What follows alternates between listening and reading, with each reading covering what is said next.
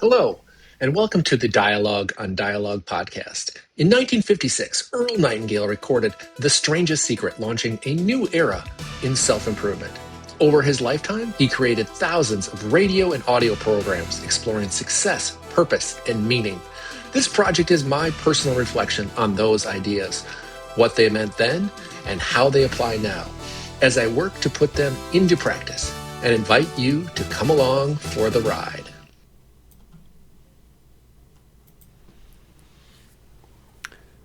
Episode 4: Customers, Knowledge, and Faith. As Earl Nightingale reminds us, people don't need to be educated nearly as much as they need to be reminded. This series is about remembering the truths we already know and learning how to live them. One of the things I appreciated most about the Secret Advantage audiobook is how often Earl Nightingale forces you to stop and rethink ideas you thought you already understood. Chapter 4 did this for me in 3 distinct ways. The 3 ideas that jumped out and refused to let go on me were that ideas of the customer, knowledge, and faith. The first one: everything responds to the customer. Earl reminds us that everything we will ever do, be, or have is in response to the customer. The customer is king, as the saying goes. That line immediately made me ask a personal question. Who is my customer? At first glance, the answer seems obvious. The more I thought about it, the more layered it became.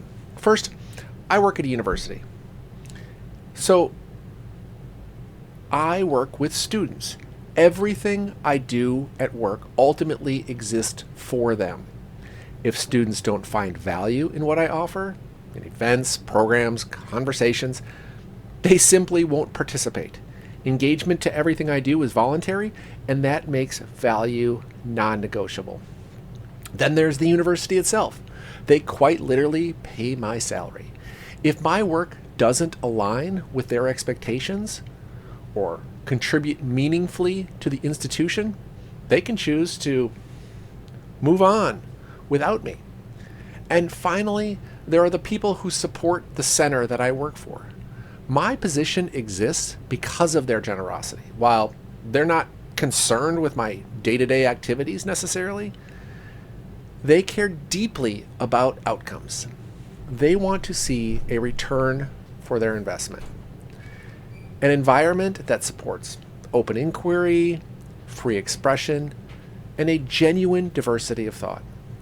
They want to feel good about what their support makes possible. Different customers, same requirement. Value. That realization is grounding and actually motivating.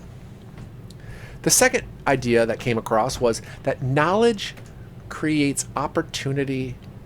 We've all heard the phrase that knowledge is power, but Earl asks the more important question: why? His answer is simple. Knowledge is power because it creates opportunity. He talks about sitting in a class and thinking it's a waste of time. Most of us have had this experience, but even if you walk away with one useful idea, you have something new. When you combine that idea with knowledge that you already know, something unique can emerge, something no one else sees in quite the same way. Knowledge doesn't just add, it multiplies.